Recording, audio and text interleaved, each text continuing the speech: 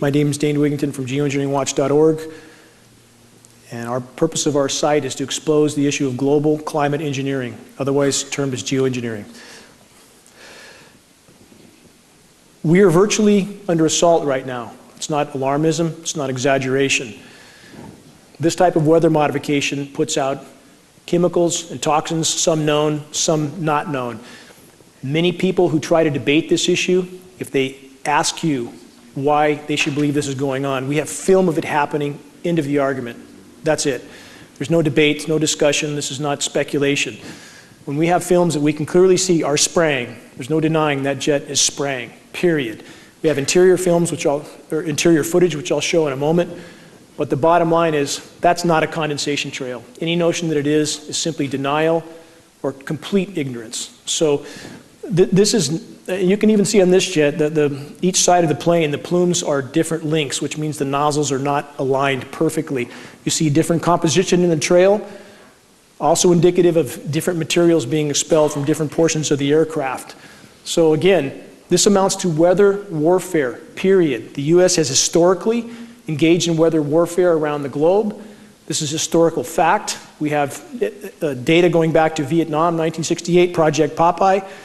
1976, UN passed resolutions forbidding weather modification in wartime. So again, this is not speculation. We live in a society that's been trained to shut down when they hear the word conspiracy theory. They've been conditioned pretty well. But the bottom line is this is the issue that can't be ignored any longer. People can ignore Kennedy, people can ignore false flag events like Vietnam and even whatever happened on 9/11, but this issue can't be ignored. When in the North State, for example, we turn on our water faucets and nothing comes out, that's the end of the road. This is very recent. This is from 2 days ago. Al Gore, use of geoengineering to head off climate change disaster is insane. So although we don't have an admission it's going on, it's getting closer by the day, and it looks like Al Gore is trying to now distance himself from these programs that he has not admitted to yet. This is important media. They'll be seeing more of this in the coming weeks. One interior shot there. Again, we can't know from the variants of different planes, the different configurations of spray apparatus. This is an ongoing experiment. There's likely many different configurations. We see aircraft trails that have different color composition. So this is an ongoing experiment of which we are all a part, like it or not. Another interior, high pressure tanks. When this image was posted, the sites that initially posted it, a couple of them were taken down. This image appeared to be tried to be taken off the net as quickly as possible, but too many people downloaded it. It's out there now. More configurations. Obviously, there's a whole lot of planes with a whole lot of tanks doing a whole lot of something. So this kind of footage should not be ignored. Clearly, these are what would appear to be passenger planes, most of them with windows. So there appear to be many different types of aircrafts involved in the spraying activities. This is what we have. Again, global geoengineering, the ever-changing experiment, and we are, again, part of that experiment. Russian scholar warns of secret US climate change weapon. We have Russia engaged in this as well. We also have China, and this is one of the reasons why it's so hard to get any sort of mainstream coverage, because the big players are all involved up to their eyeballs. So that's one of the reasons the media coverage is so sparse, but it's coming. What do weather weapons do? They wreak havoc in countries without anybody knowing they're even under assault. In the case of floods, droughts, all of this is a form of weather weaponry and weather warfare. And there is no arguing that we are all a part of weather warfare when our climate is being impacted the way it is right now.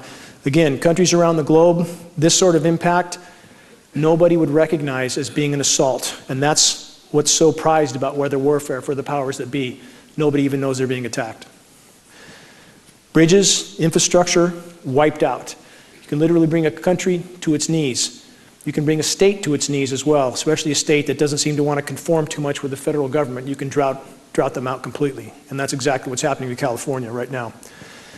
This sort of drought in Africa has been used for decades. We know these programs have been going on, and their impact in Africa appears to be directly related to bringing countries to their knees and opening up the door for US occupation. You have US boots on the ground in about 156 countries around the globe. Not singling out the US because other countries, again, as I said, are at this as well. Empty reservoirs. This is where California is headed today. I think we all know that. If we reach the end of this year without significant rainfall, we will be in free fall into a cataclysm that's never before been recorded. Our forests are going up in flames. As geoengineering impacts the system from top to bottom, it starts to feed itself. As you cut off the moisture for boreal forests, which are the lungs of the planet, the terrestrial lungs of the planet, and they begin to burn, that feeds into the entire climate cycle and begins to tilt it even further off scale. So this is a non-linear equation. Once it starts to tilt, it tilts faster and faster. These sorts of clouds historically have not been well recorded. Now they are. This sort of sky that many have become accustomed to and think is somehow normal is anything but. This is an aerosol coverage that all of you seem to have seen before. And many people have begun to accept this as being natural, but it takes a lot of material to block the sun to that degree, and all that material is settling down on all of us. We're all breathing it in. Anybody who thinks that's commercial traffic is in a different reality. Somebody certainly lost their way up there. Another scene looks like something from another planet. Again, this is something that people, it's come on so slowly that many accept this as being normal and natural when it's anything but. One more scene that we see increasingly around the globe, especially in recent weeks and months. I'll explain why I think this is happening later, but the spraying is definitely increasing around the globe very rapidly, and the effects of that are being felt everywhere. Now, a sky like this is important to examine.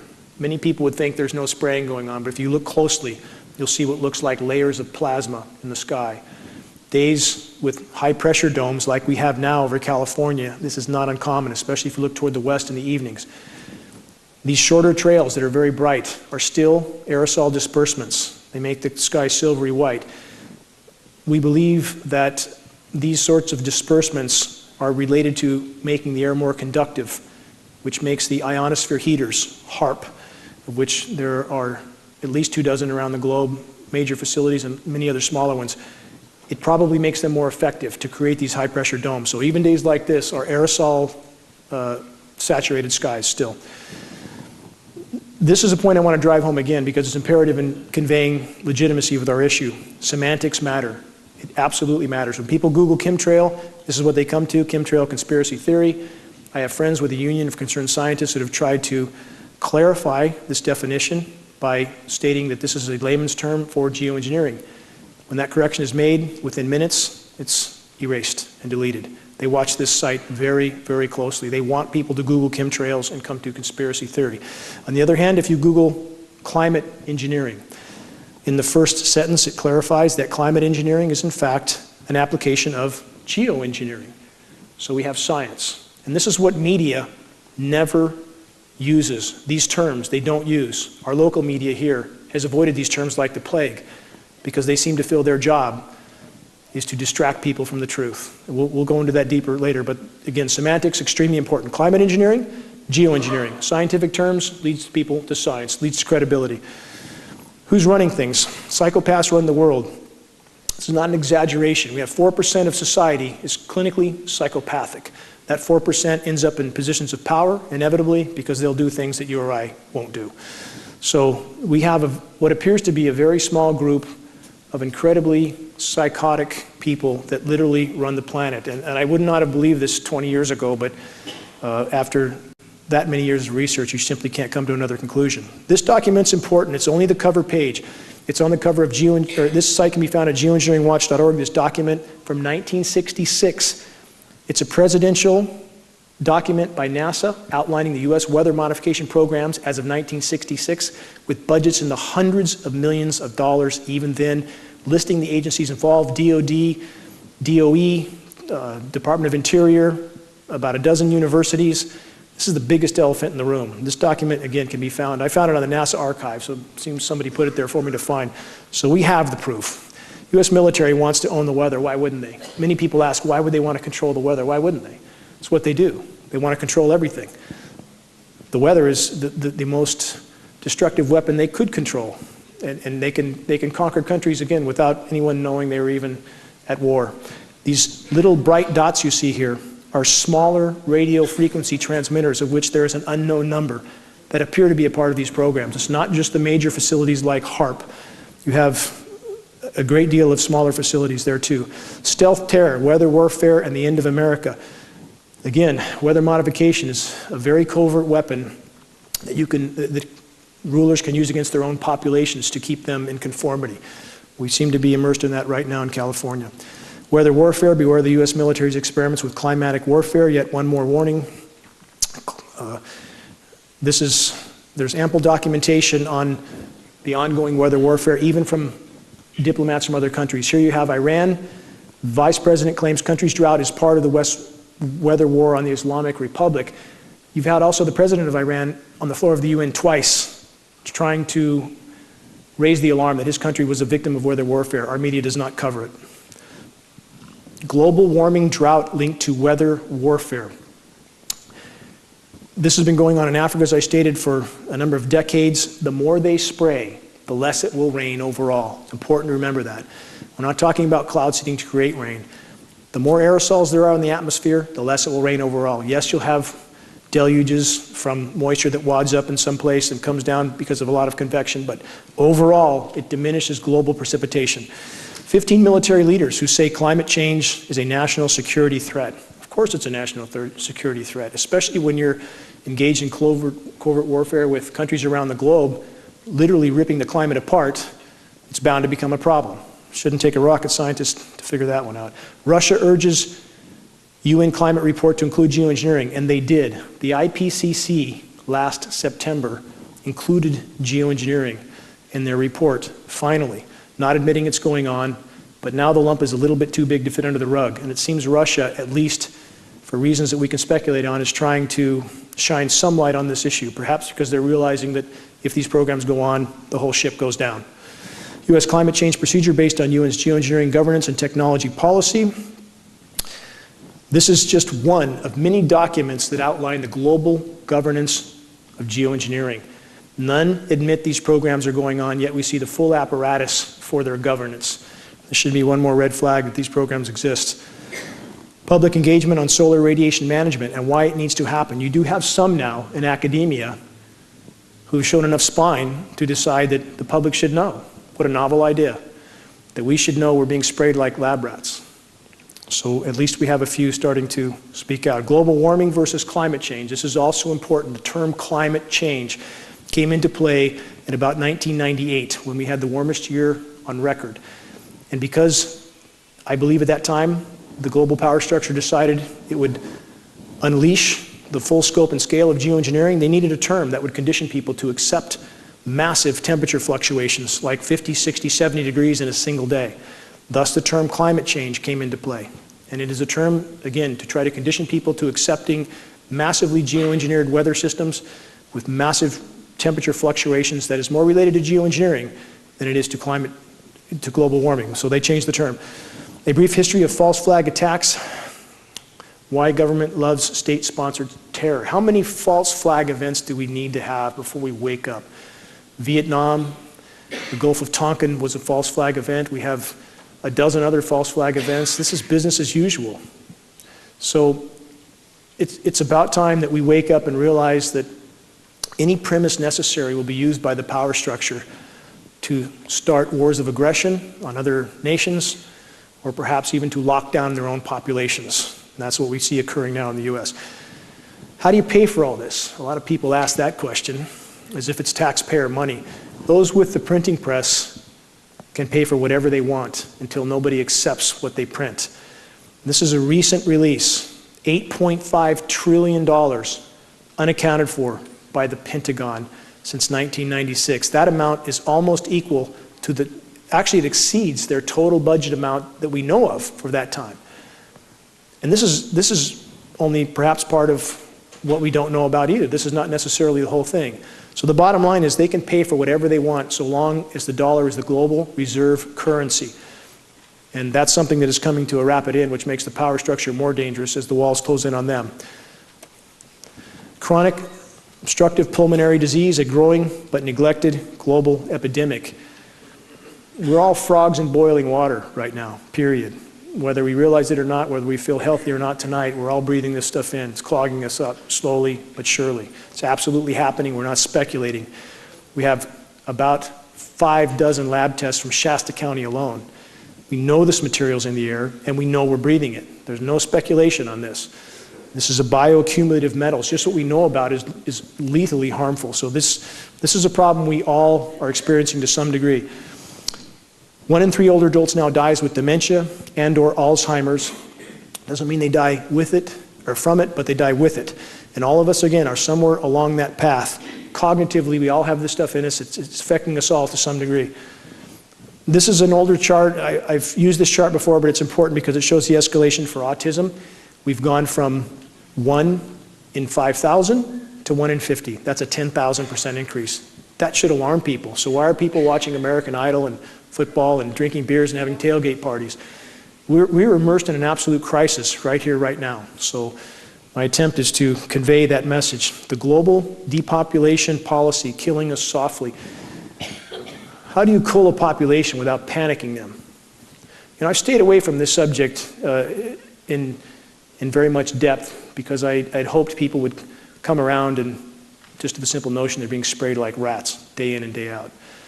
But it seemed not enough have. As long as McDonald's is flipping burgers and Walmart's open, people seem to think everything's okay, but it's not. It's not. And this will come to a very abrupt end very soon. On the course we're on, there is really no denying at this point that Agenda 21 and eugenics appear to be a part of this equation, along with a lot of other things. Too many people want to put it in this box or that box. There's a lot of layers to this onion. This is one. U.S. admits to bioweapons tests. There's a very long list of absolutely documented U.S. biological testing on innocent populations. Many nations have done it. And this is, again, this is a hard reality that the American population will face soon, one way or the other. Heavy metals acting as endocrine disruptors. This is extremely serious. This equates to our reproductive abilities, hormonal production. It affects life and our bodily systems to the core. And this should alarm everyone. Obama, let's just cope and get along and go on, right? This is sort of like Bush said after 9/11, that let's just everybody go back and go shopping. And it's what the government wants us to do, just to do nothing. Can geoengineering save the planet? We have a lot of dialogue right now with a lot of very, very frightened meteorologists, scientists, a lot of people from academia that are either mentally retarded, clinically blind, or paid liars. There's no chance that anybody with a high double-digit IQ doesn't know what's going on up there. And I've talked to a lot of people from academia. I know a lot of them. A lot of them know, and they're scared. They're very scared. I had NOAA scientists a year and a half ago tell me off the record they're, quote, alarmed as hell. They don't know what to do about it because they have no First Amendment protection. So any notion that geoengineering can save the planet, we already know the answer. Geoengineering is killing the planet. The population bomb threatens the peace of the world, so what are we doing about it? This is something you'd expect the global elite to say, and I say if we're going to cut population, we should start with them. So,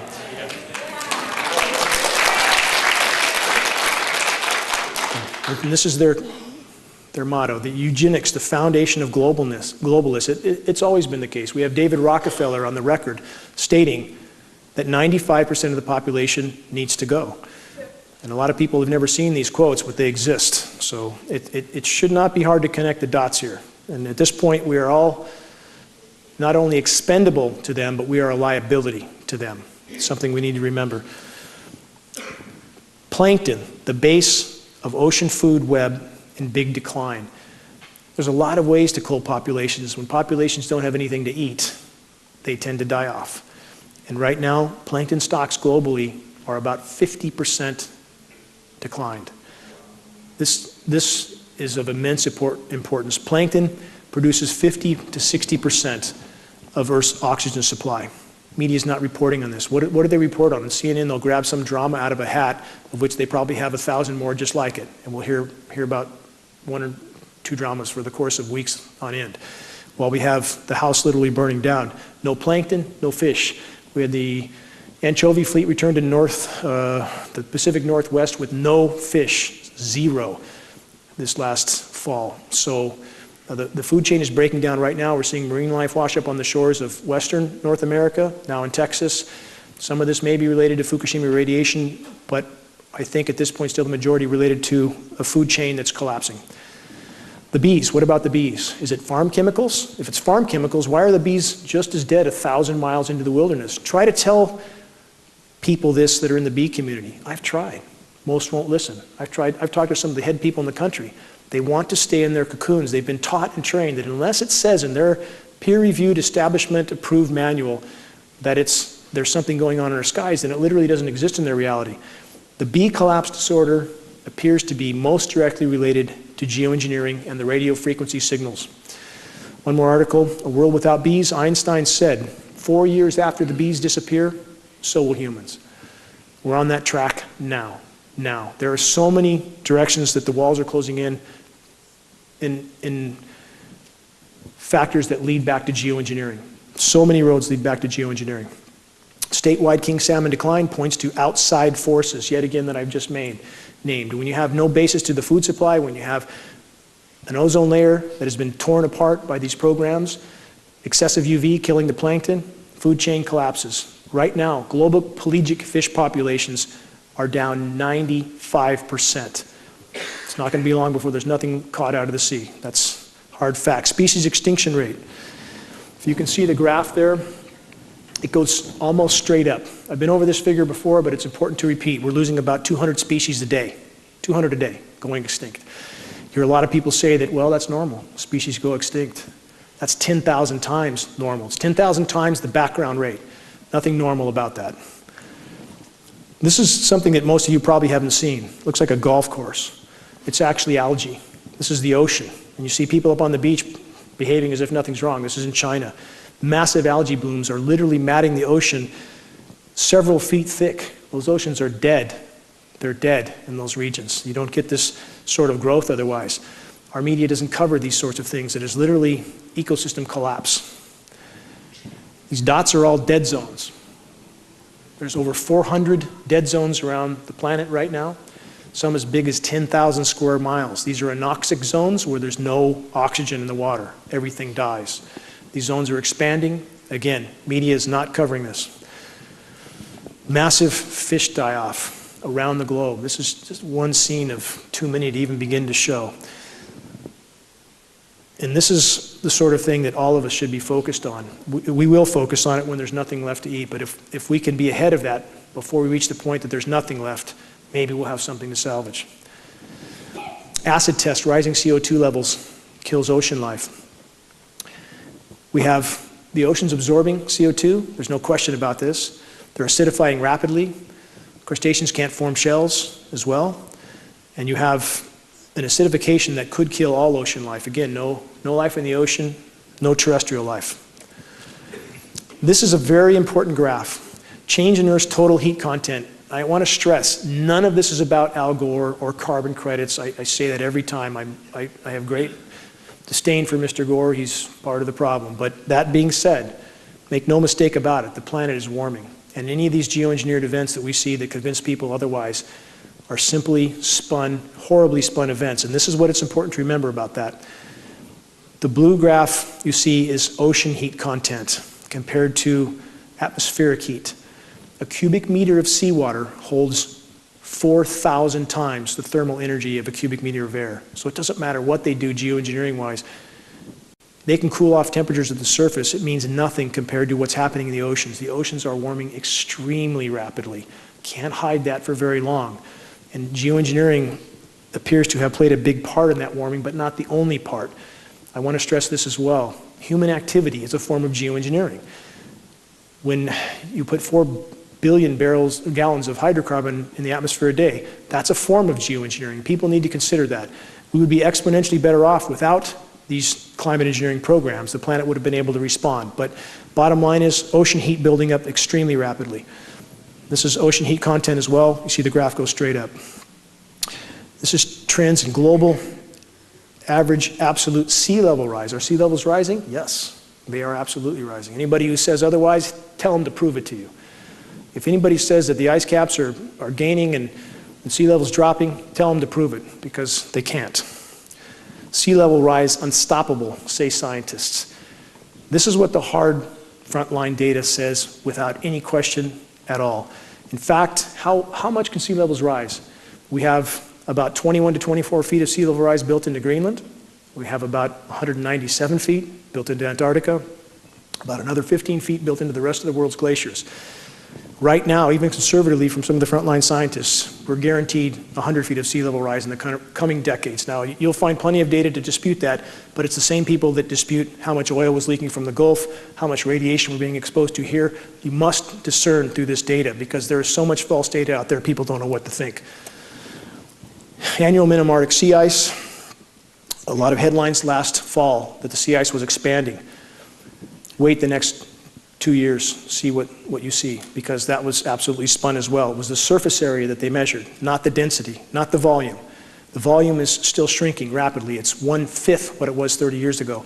Geoengineering is keeping a thin layer with artificial ice nucleation and blocking of the sun 24/7.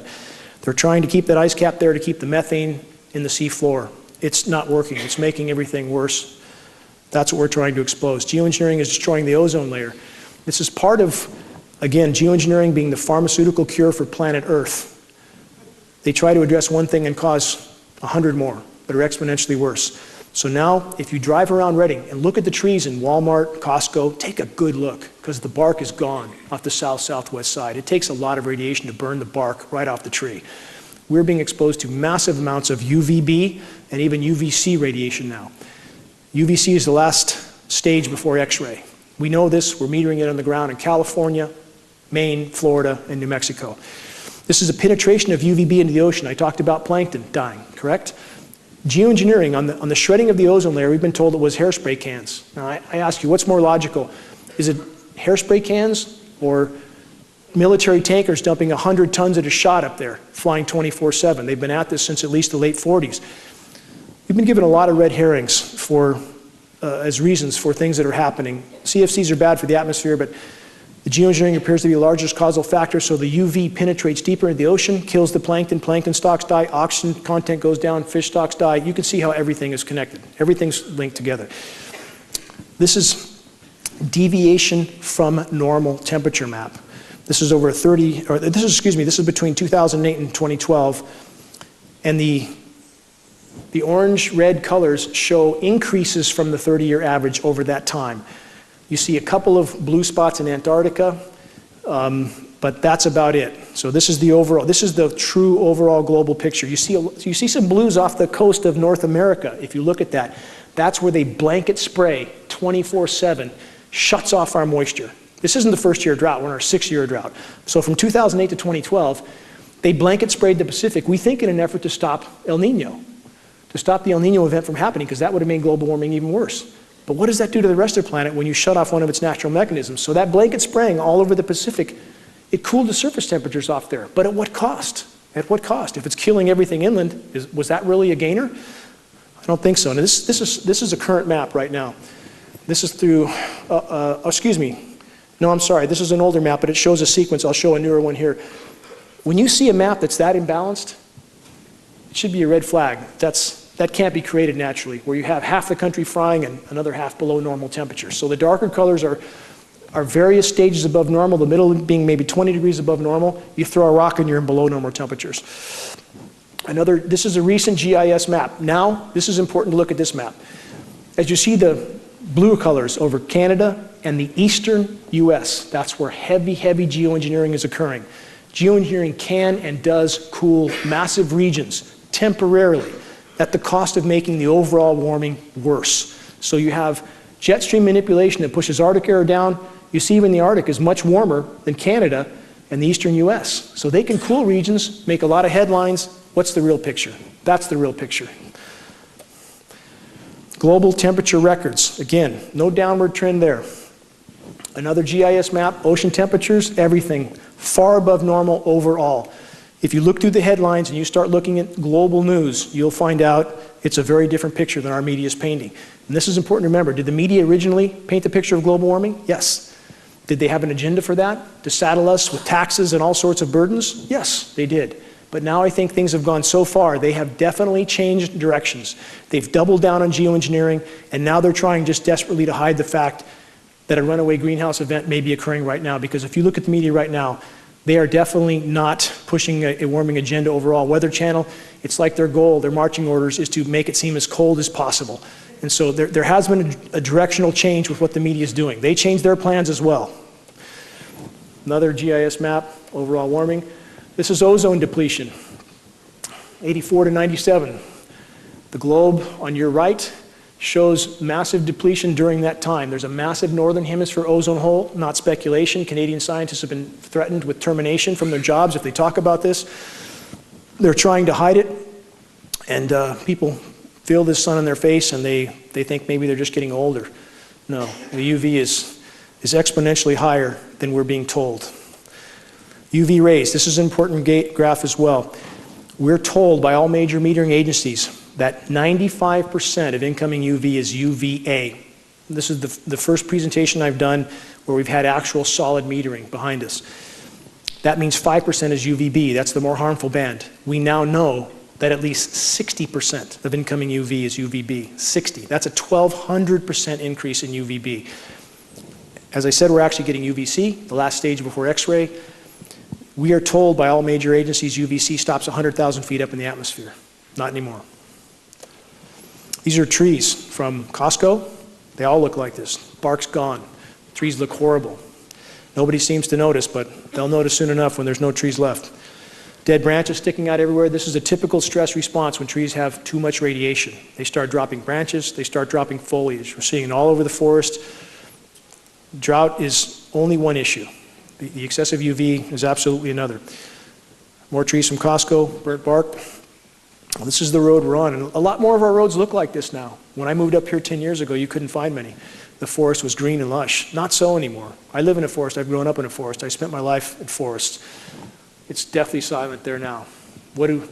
This is a map that's still applicable, even though this is an older map. You see the western U.S. is in protracted drought, while the eastern U.S. is now getting excessive moisture. As they try to create artificial cloud cover, it tends to migrate the moisture. So the moisture that comes over us is aerosolized. The storms come late, if they come at all, almost no moisture, and they migrate that moisture further east, where it comes down sometimes in a deluge. So you get half the country in drought, the other half with excessive rain. How climate change makes wildfires worse. This is the sort of article that completely ignores the elephant in the room. Again, what about geoengineering? And on the fires in 2008, we know that during that week, you guys all remember the fires in 2008 probably. We know that NASA's mobile DC-8 lab was doing monitoring testing during that week. What kind of testing is that? That lights a country ablaze and impacts countless lives. Is this just a game for them? Is it a game to treat the atmosphere like a physics lab? That was a test of some sort in 2008. So where are the climate scientists, and how can they be so completely oblivious to a raging elephant in the room? And this is where articles like this don't acknowledge that. Unprecedented storm sparks California fires. This is referring back to 2008, as I just went over. Solar flare could unleash nuclear holocaust across planet Earth, forcing hundreds of nuclear power plants into total meltdowns. This is also very important. This is relating back to the pharmaceutical cure for planet Earth. The more they spray, the more they have to spray. As they destroy the ozone layer, they destroy the Earth's natural protection. Now, if we have a large CME, a large solar flare, we may have Fukushima times 100 or 200, because solar flares can knock out grid power, no grid power, nuke plants can't cool themselves, they go into meltdown. So the more they spray, the more they, I think, feel they have to spray to provide protection. Where we once had natural protection, now we have to have toxic metal artificial protection. So this is one more way that geoengineering could end life on Earth, by causing more meltdowns. Weather control and HAARP conspiracy. No conspiracy. HAARP exists. We know what it does. For those that aren't familiar, extremely powerful ground-based radio frequency transmitters. They don't receive, they transmit. You have a huge facility in Alaska. You have about 24 big facilities ground-based around the globe. These facilities can and do routinely manipulate the jet stream. And the jet stream configurations we see of late to create these artificial storms appear to be direct results. We have HAARP monitoring stations that show where those frequencies occur. It's the 2 + 2 = 4 equation, period. I don't know how many have seen this. This is called SBX radar. This amounts to a sea-based X-band radar, which is a sea-based HAARP facility. It doesn't even look real. It looks like something out of a science fiction movie. And this is what happens when you have unlimited funds and nothing else to do but to experiment on planet Earth. So now you have these facilities around the globe as well. This is how HAARP is affecting the global meltdown, HAARP and geoengineering. These are ocean currents. We now have warm Atlantic water being pumped into the Arctic. That's thawing methane on the sea floor. Methane's releasing. Methane goes into the atmosphere, covers the planet like a layer of glass, begins to heat things up fast. Methane, over a 10-year time horizon, is 100 times more powerful than CO2 as a greenhouse gas. Again, all roads, so many roads leading back to geoengineering. Not to say that we don't have a problem otherwise. Not to say that human activity isn't a form of geoengineering, as I said. But geoengineering is like trying to put a fire out with a bucket of gas. It simply can't work.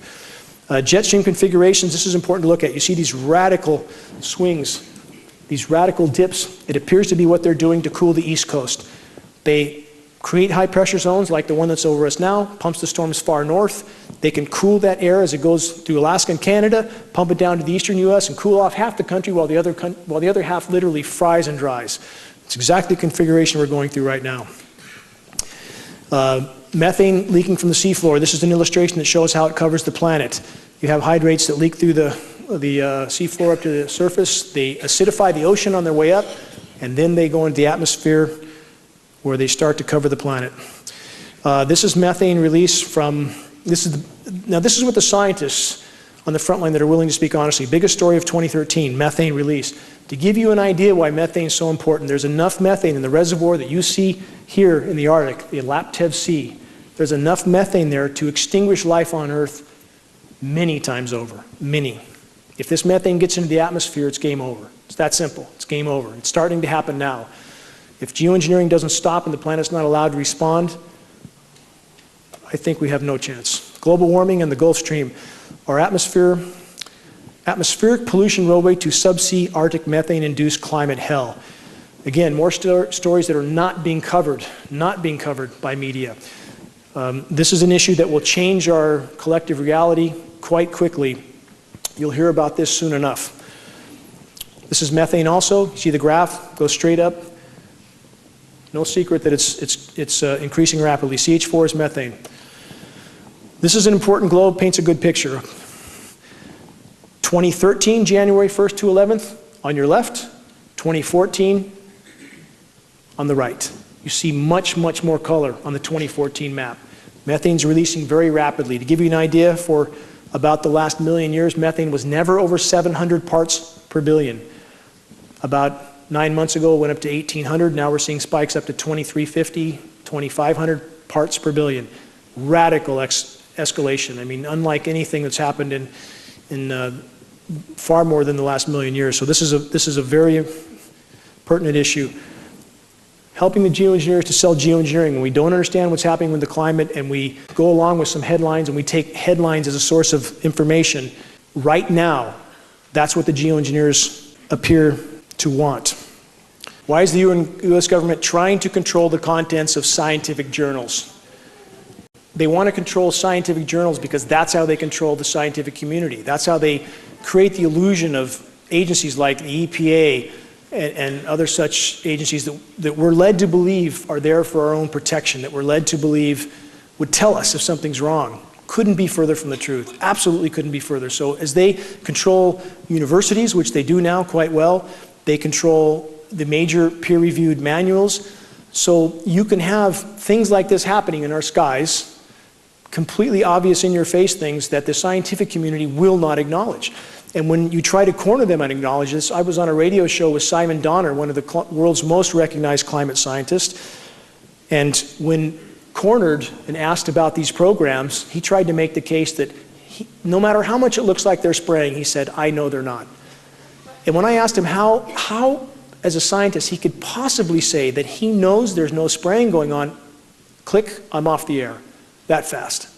So this is what you have. You have a completely controlled system, and that's why we can have things like this happening without any media acknowledgement, any academia acknowledgement. HAARP again. Now, HAARP, I want to go into what HAARP does in a few other scenarios. So that's another picture of HAARP. It's a very ominous and very, very dangerous installation. It's literally ripping holes in the atmosphere. Here you have a HARP signal. That's why I showed that image again. Now, that big, bright area over the eastern U.S., guess what that is? Arctic vortex. The big headlines that we're all forced to believe that if you walked out the door, you would immediately turn into a popsicle. So, yes, there was cold temperatures, very cold. But for how long? And how historically unusual was this, and was it natural? And when you see the jet stream configuration, and you see these HARP signals that manipulate that jet stream, there's nothing natural about it, nothing. It was designed to create some headlines. They made the most of it. Anybody here who watches Weather Channel, it's absolutely astounding. It's like watching a cast of clowns who clearly have marching orders to paint the most frigid picture on planet Earth they can possibly paint. They don't talk about the fact that days earlier, for this big cool down in the Arctic, New York shattered its all-time record high by 10 degrees, 73 degrees in New York in January.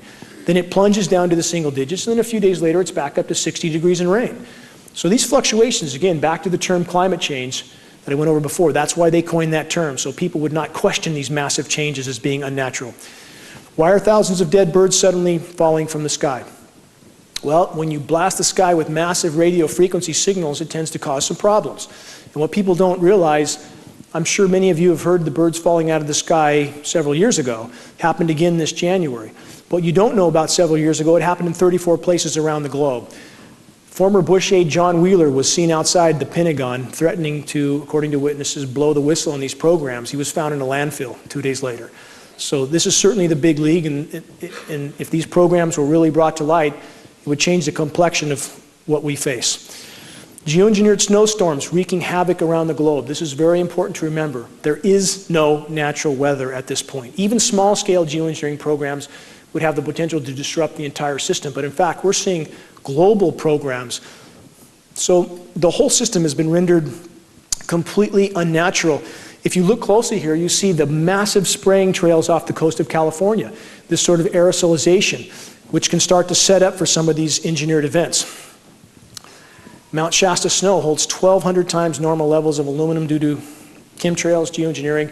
Many of you here that are local know that. We had lab tests off the side of Mount Shasta that measured 61,000 parts per billion. Now, you'll have a lot of people from the disinformation sites say it's normal.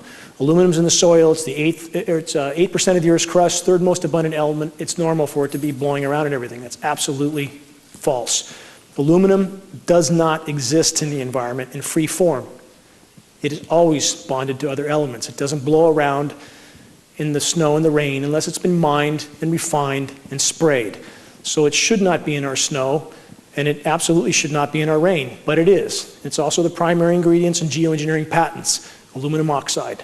So this should be no surprise. Ice storm, unprecedented interior Alaska meteorologists say, this is only one example, but if any of you watch weather very closely, you'll see ice storms are now normal. Now this parade of winter storms that we have, almost on a conveyor, there's almost always a boundary of ice storm between the rain and the snow.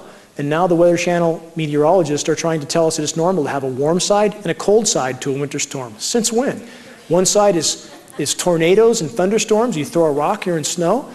There's nothing natural about this, absolutely nothing. So the ice storms now are the boundaries between where they're trying to nucleate, and we can see the aerosol programs going on radar, where they have not cooled the air down enough for this to crystallize while it's falling. It hits the ground before it sets up. So now you have ice forming on everything, and you have ice storms now as the boundary layer between rain and snow as they're trying to nucleate these artificially engineered storms. Very theatrical names. Weather Channel now, this is part of the theater. This is part of, they've changed direction. Now they want to convince us of this horrible cold when it's anything but overall. Yes, they focus on a few areas. They hammer those areas again and again. They'll create a few snowstorms in the same place over and over while the rest of the world is going to meltdown. So this is their theatrical storm names here. Very unprecedented jet stream movements. You see configurations like that, historically completely unnatural. It's how they push and pull air masses around. Now, this is typical of what we see in this parade of winter snowstorms in the east. Very high pressure in the west pushes the jet stream up and over us. We bake and dry out. They'll push some cold air down. They'll pump air up from the Gulf, combine the two. You'll have an ice storm layer in between, and you'll have snowflakes on the top. And this is important to understand with ice nucleation. We have patents for this. We're not guessing, we're not making this up. NASA even has a patent, artificial ice nucleation for weather modification. Ice nucleation is a very, very interesting science. It's called an endothermic reaction. When you mix, for example, barium hydroxide, we know we have barium in the mix. Barium hydroxide and ammonium can drop temperatures horrendously, up to 100 degrees in a lab beaker. What they can do with chemical nucleation is absolutely astounding. And we know these materials are in the frozen precipitation that comes down.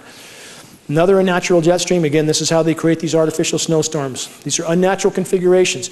But part of the way they do this, again, if they allowed the moisture to flow across us, across the Pacific, that's warmer moisture. It inhibits them from doing what they're apparently trying to do back east. I'm not saying this is the only goal for these programs, but it appears to be one. This is a great example of a nucleated snowstorm. I don't know how many of you heard of this. 100,000 cattle feared dead after early South Dakota snowstorm. October 4th, last year, up to 100,000 cattle died. How did that happen? When we had temperatures that were in the 40s. How do cattle from South Dakota die with temperatures in the 40s?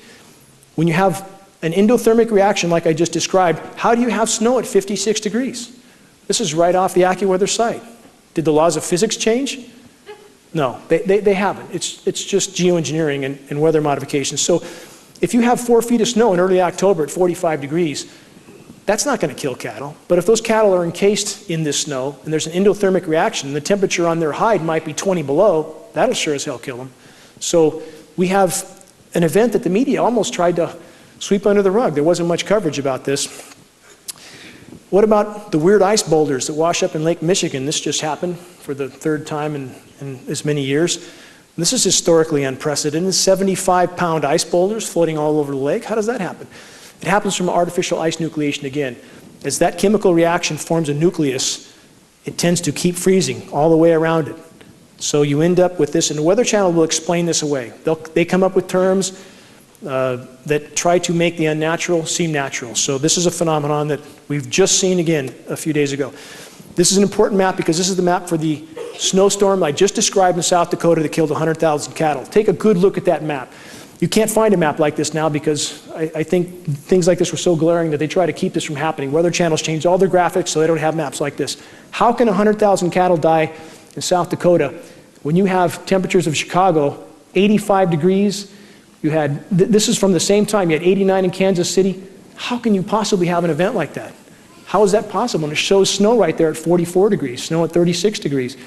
They don't put these maps out now because it's pretty damn obvious and they know people are looking. Again, this is back to California, back to you and I and our families. This is about as unnatural a map as you could have. California looks like a target because it appears that it may in fact be. 3 possible scenarios here. California's a climate sacrifice zone, which means for whatever they're trying to do back east, we simply are thrown under the bus. That's one scenario. 2, California's a target, perhaps bringing the agriculture to its knees, taking water rights. There's a lot of possible angles there, right? There certainly is. They're pretty obvious. 3, and probably the most likely scenario, is both of those scenarios. So we see something that's completely unnatural, frying in the west from a high-pressure dome, while the rest of the country is cooler. Same thing. Now this is the map for our period right now. This map covers till the 23rd. I've never seen a map like this. 30 years of looking at meteorology, I've never seen anything like this. How can you have half the country virtually frying and the other half below? How is that possible? It's not possible based on historical natural weather patterns. This should alarm people. That's 6 tiers above normal. That indicates temperatures over half the country that are 15, 20 degrees above normal. You don't hear the media talking about this much. That's a NOAA map. Now, back to the rainfall. How does that happen? Most of the country you see with above normal rainfall, another big bullseye right on California of no rain. The colors over California, that shading means increasing degrees of no rain. So here we have again, California looks like a target. Well, even Alaska has excessive rain. The rest of the country has rain. Nothing for us. Aerosolization off the coast of California. Anybody who thinks that's natural, again, needs to get therapy. I mean, that's about as unnatural as it could be, and we see this, I mean, almost constantly, aerosolization off the coast. And this disrupts the hydrological cycle. It disrupts the rain cycle, period. This illustrates again what I'm talking about. Massive high pressure, they pump the moisture completely up into the Arctic Circle where they cool it down and push it back down and cool parts of the country while other parts fry. Again, California, at minimum, a climate sacrifice zone for the experiments they're carrying on further east. New release concern is IPCC bangs the drum for geoengineering. If these guys don't know this is going on right now, they absolutely don't deserve to be called scientists. And for them to try to paint the picture that geoengineering is going to save us when after 60 years we know that it's literally pounding the nails into our collective coffins is absolutely ridiculous. This is interesting as well. Carnegie Science Global Ecology. What this is, Caldera Lab Research. Ken Caldera, one of the world's most recognized geoengineers. What a surprise. He's planning on making some money off of geoengineering. So he puts out a report paid for from Carnegie Science, which is paid for by federal money, that says geoengineering would grow more crops. Anybody in here growing more crops with geoengineering? Are your gardens doing well? We can't grow a thing. In fact, I've reverted to growing cactus because that's about all it grows right now. So here you have, again, those within the system trying to put out studies that are absolute nonsense, but they're trying to capitalize off the system. This is important too. Naomi Klein, not her, but the article. Big green groups are more damaging than climate deniers. Where are the environmentalists? Where are they? I've never been so completely disgusted at people who are part of groups. I've met with the head of Sierra Club in this region. I've passed on so much data that's gone apparently in the round file. I've met with other environmental group leaders. Where are these people? Who's funding them and why do they ignore this issue? Because everything else they're doing is a moot point compared to geoengineering. It's a moot point. None of it will matter. So where are they? I can only hope and pray that they find an ounce of honor and courage soon because the ship's going down. Here we have climate scientists, right? Is this what they look like, you know? It's about what you have, you know? It would be more comical if it wasn't so incredibly tragic, you know? This is about what we have. Well, this kind of stuff's going on in our skies and people somehow convincing themselves it's normal.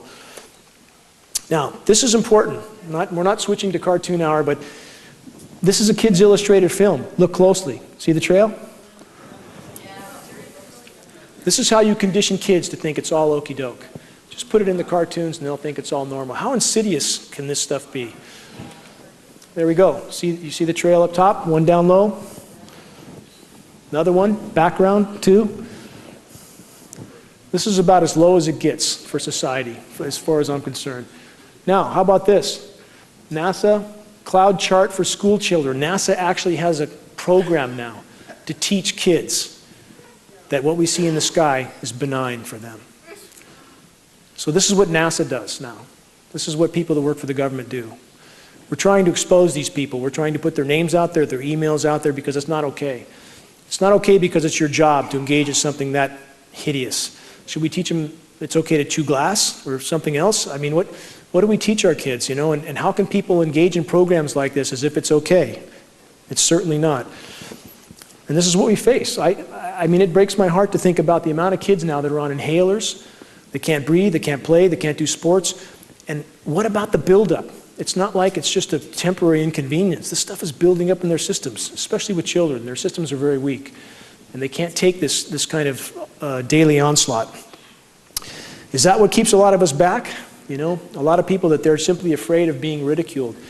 We have to abandon that fear and press forward because guess what? New studies. Conspiracy theorists sane. Government dupes crazy and hostile. This is an actual psychoanalysis of those who question. Those who question the official story are clinically, exponentially more sane than those who tenaciously hold to the official story. Guess who's sane?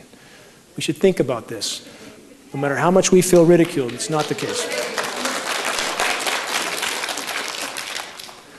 Microbiologists' death toll mounts as connections to Dynacorp, Hydron, Promise software. This is to make a point. There's been a tremendous amount of microbiologists that have met an untimely demise in recent years. We know that there's a lot of biological testing going on. In the year 2000, there was approximately 40 biolabs that experimented with testing in the continental US. As of 2010, there was 400. They're doing something. And certainly the people that work there that become disillusioned and want to be out of the system, apparently that comes with consequences. I know someone in a lab that actually is funded by Monsanto at a major university. When she's talked about geoengineering, she's told me now she's been pulled into a room twice and told if you continue to talk about geoengineering, there'll be consequences. What does that mean?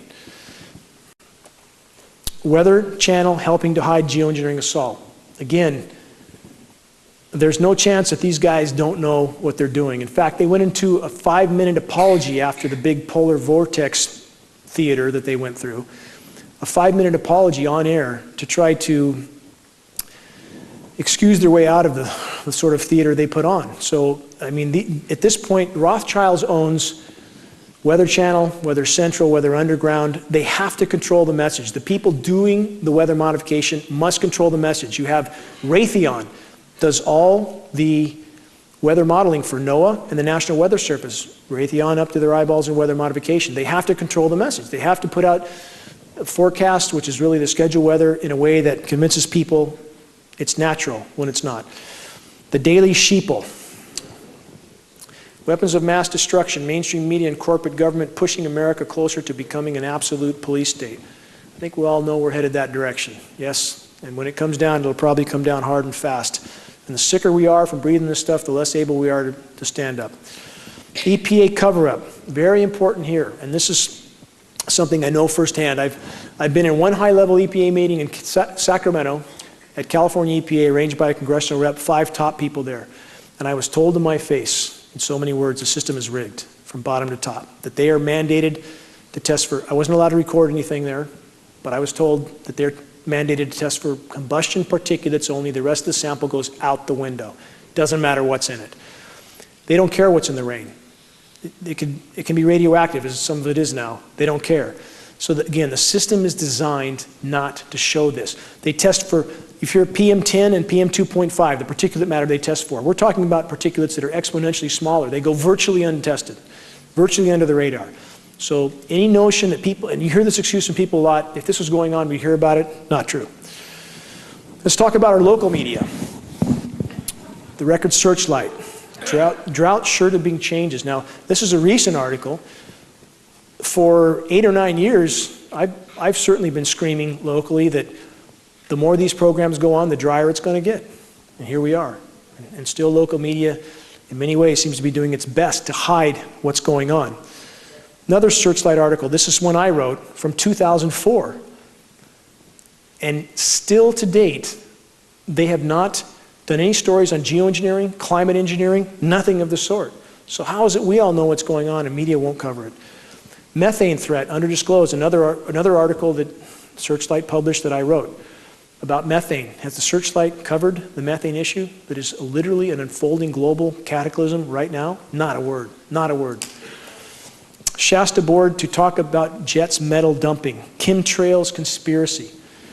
The man who wrote this story called me prior to it and I said, please don't use the word chemtrails. I recognize the scientific terms, climate engineering and geoengineering. He never used either one of those terms, not one, because they don't want people to find science. They have their own agenda and they don't seem to give a damn about what's going on. And I hope everybody in this room considers what story might come out after this evening's presentation and what sort of spin might come out after this presentation, because people there have not done justice in any way, shape, or form to this incredibly dire issue so far. So it's going to be up to us to hold them accountable, all of us. Can't be done alone. Can't go down and stand in front of the Searchlight and demand that they tell the truth by yourself. It takes hundreds of people to be there, so they can't ignore us anymore. It's going to take all of us to organize to put this on the radar. If we could put it on the radar locally, it would be on the radar globally. Guarantee it. If we could break the ice here, it would cause a fracture that would run around the globe. Also from the Searchlight, what's behind the dry weather? The ridiculously resilient ridge. Again, the elephant in the room, completely ignored, in spite of the fact that we have metering for these facilities that put these frequencies out, that cause these phenomenon like HARP, still goes completely ignored.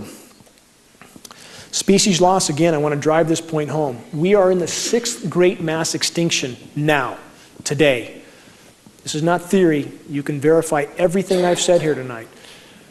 We are experiencing species extinction rate at a speed never seen short of meteor impact on planet Earth. We are in free fall right now. Does media cover this? No, they cover some little drama that they pluck out of a hat. Are we doomed? Why civilizations like ours fail? On the path we're on? Yes. Yes. If you rationally analyze data on the path we are on, we have no chance. And there are scientists now speaking out about this. Guy McPherson from University of Arizona is a professor emeritus there. I have high regard for Guy. He's a friend. And he has calculated right now with the decimation that's being inflicted on our climate, there will be no life left in the Northern Hemisphere in a very short time, perhaps even a few decades or shorter. And that doesn't mean that everything goes along fine until then. So we're talking about a very different planet. And you can find mainstream scientists that will argue this completely, but the same scientists who have lied to us again and again and again and again. Where would we start? So the bottom line is, on our current trajectory, we are headed down a dead end with no return. We need to change course. This is important to remember as well. For people who, again, this is a teaching tool that we will put out for others so they understand that there are a lot of sources of, quote, human engineering of the planet.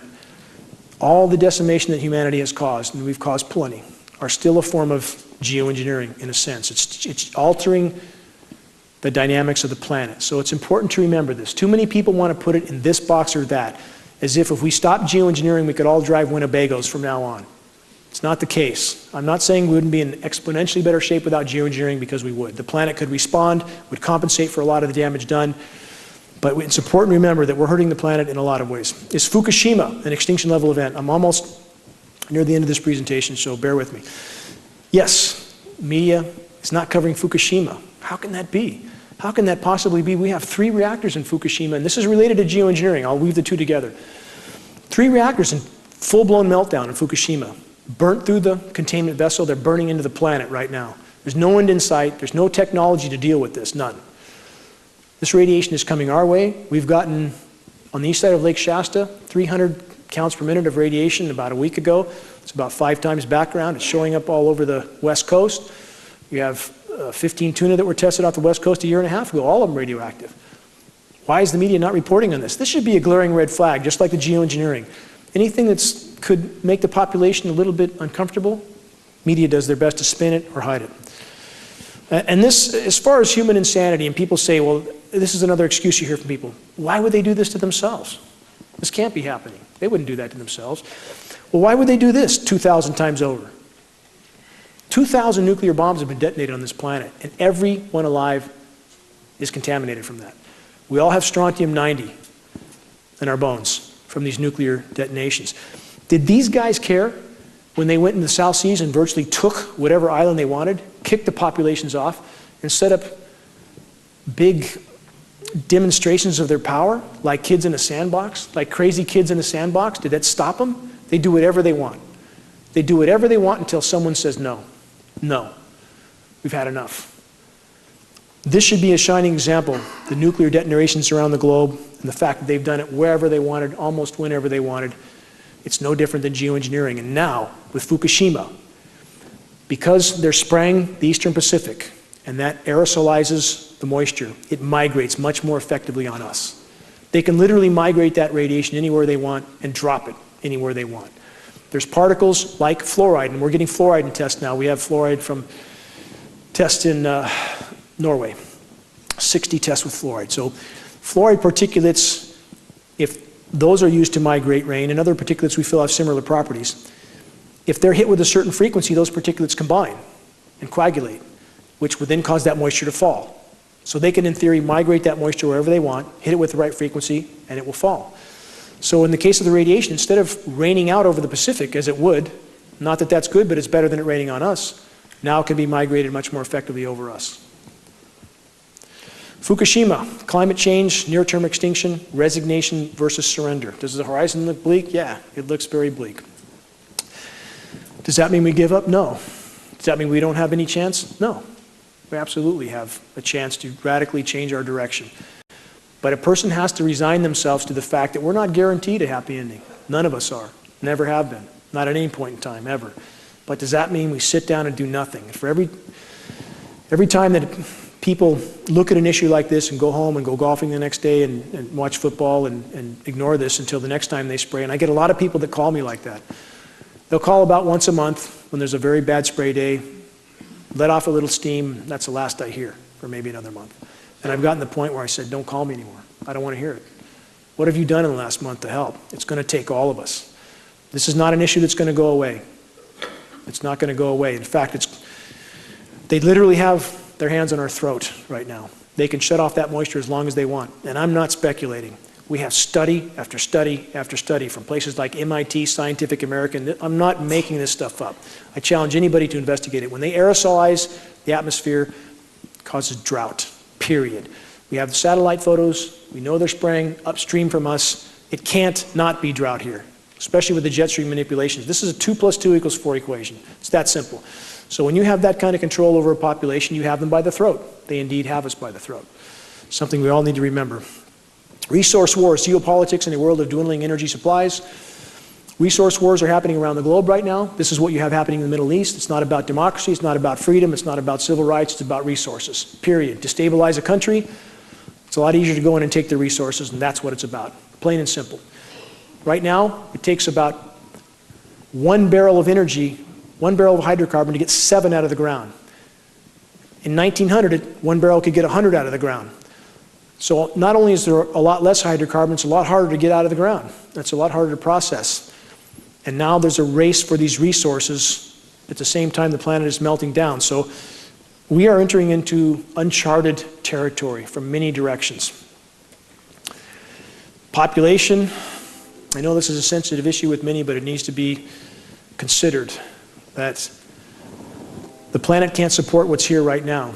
And those in power know this. And I would make the same argument that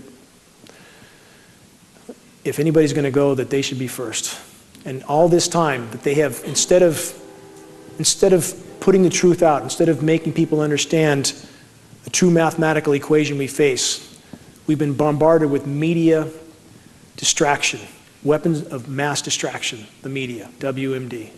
People need to consider our entire figure here. And what do we face when we look at lack of resources? We look at decimation of our natural systems from geoengineering. I can't grow a garden anymore, so how am I going to feed myself? How's my family going to feed itself? Our garden doesn't grow anymore. We used to grow a 100-foot bed with no problem at all. We couldn't grow 10 foot last year. How do we feed ourselves? For those that aren't familiar with Easter Island in the Pacific that was a paradise, 16 million unique palm trees on that island, a very unique species, a food source for the islanders. They cut these palm trees down to roll their statues around. And one has to wonder, they literally cut every single palm tree down on the whole island. The island collapsed, their civilization collapsed, they turned to cannibalism. That's the tale of Easter Island. What were they thinking when they were down to maybe 1 million palm trees, and then maybe 100,000, and then maybe the last one? Didn't it dawn on anybody that we're going to have a problem? And we seem to be in the same boat.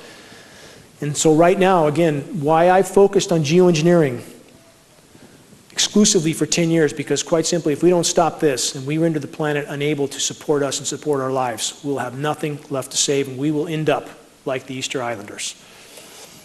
Arctic Doomsday Vault grows a few seeds. For those that haven't heard of the Arctic Doomsday Vault, Bill Gates is involved with this one.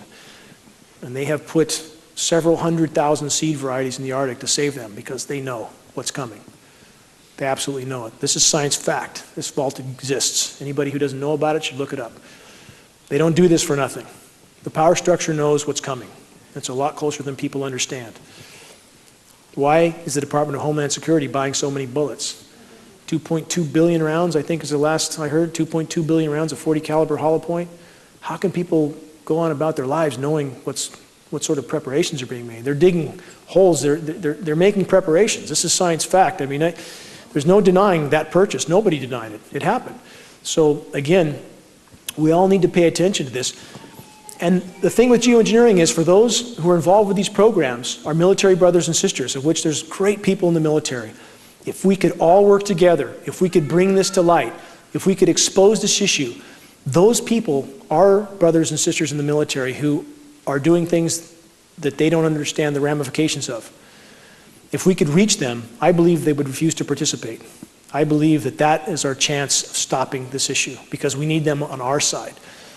We need them to understand what they're doing to their fellow citizens. That's where we all need to work together to bring this issue to light. This is clearly just a depiction, but I want to drive the point home. That's exactly where we're headed, and we're headed there fast. If we don't have an atmosphere that will support life, the atmosphere is as thin as a layer of paint on a basketball. It's the only thing that sustains our lives. To have this sort of experimentation going on above our heads every day, and that very, very thin, fragile layer, it is the only thing that protects us in an incredibly hostile environment. This will be the end result. It absolutely will be the end result. Will we contemplate this after it happens? It's too late then. It's absolutely too late. Every day matters at this point. I want to stress this. This is a non-linear equation. It's not like you can look backward at a graph and say it's taken us this long to reach this point, so we have that long in the future. Non-linear, exponential. Things are unfolding at an absolutely blinding pace. This is the planet with geoengineering. It cannot respond. It cannot respond. No matter how much carbon we put in the atmosphere, we put a lot. The planet has done very well with this much carbon in the past. Sea levels were much higher. That's a problem for civilization, but the planet thrived. The Pliocene epoch, 5.2 million years ago, carbon was 25% higher than today. The western US wasn't a droughted out desert as we're headed for. It was very lush, because as the temperature goes up and carbon goes up, so does rain. The planet responds. But the rain can't go up now because of geoengineering. It can't. The planet can't respond, and this is in a sense what we have with the planet. So instead of more rain coming and our forests being invigorated with an acidic rain, and lots of it, they're literally being droughted out and poisoned, because the bioavailable metals literally poison trees, poison organisms. So the planet must be released from the geoengineering straitjacket that it's in. Last couple slides. Venus syndrome. This is a real scientific scenario. We are on this track, and this is the planet we'll have if we continue on this track. In fact, the data here is so dire and so applicable to where we're headed. This is a point I want to make about geoengineering. Their goal, their stated goal, is to create a higher albedo for the planet, more reflectivity, block some of the sun, keep it from heating up. Venus's albedo is 2.5 times that of Earth. That's why it's so bright. 2.5 times as reflective as Earth. Is Venus habitable? Obviously not. It's 900 degrees on the surface, but yet it has 2.5 times the reflectivity. So apparently there's a little bit more to life on the planet than putting a reflective coating of toxic metals around it. But that's about as short as the geoengineers' thinking is. And again, aside from weather weapons and everything else they're using this for, this is the track we're on if we don't change course. And that's why the geoengineering issue is so important. Just want to illustrate a road that, you know, sometimes the road can look very long before you, but if there's any light at the end of that road, and we still have a little bit of light at the end of this road, but we don't have a lot of time. The sun's going down very quickly. I need help. I can't do this alone. I absolutely can't.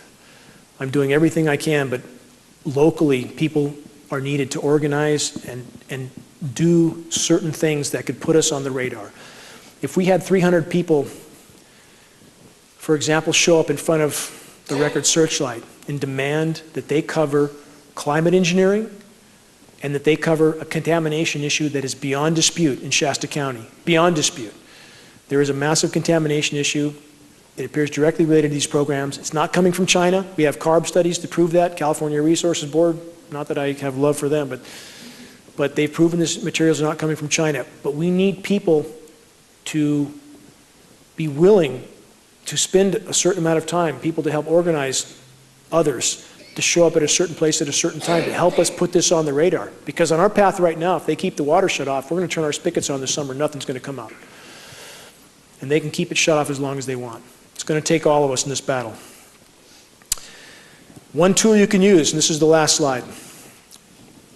There's a filmmaker named George Barnes. He's been here before. He's a good personal friend. He's made a film called Look Up. This is probably the single best film you can use to introduce people to this subject. And if you just refine the process, it's quite easy to invite people over. This film's won 6, 8 awards already. I'm speaking in LA in February for another film festival. I think the film will win another award. It's 45 minutes long. It's very professionally done, narrated by William Baldwin. If you have people over with a film like this and give them some data, DVDs, flyers, it's a lot more credible than running out in the street and ranting and pointing at the sky, which doesn't work too well. When you have solid data to pass on, that works. If you arm yourself with tools, and if people can organize, and we have some very good organizers here with the Roposes and other people that are in this community, this battle must be won. This battle must be won, or all is lost. It's that simple. And if we all pull together, especially in this community where a lot of groundwork's been done, a lot of groundwork, and the local officials don't want to face this, and they've done their best to shrug this issue off, and I think there should be responsibility for that. But if we all link hands and hold them accountable, and we get this on the radar in this county, it would make a difference around the globe. I'm asking for help from everybody as far as raising awareness. And if we could just bring this to the light of day. Everybody asks, what do we do? How do we stop it? Legislation, petitions. If we organized and brought this to the light of day so that those participating know what they're participating in, and everybody from every political stripe knows that they've been a lab rat in a test without their knowledge or consent, if we just got it to the light of day, you would see a shockwave around the globe from these programs. There is no greater crime in human history. I appreciate everyone coming tonight. I hope we'll all organize after this meeting. Instead of going home and writing this issue off as something we've covered, I hope people pull together and that we address this issue. Because if we don't have tomorrow. We literally won't. Our time horizon is short if we don't deal with this soon. Thank you very much.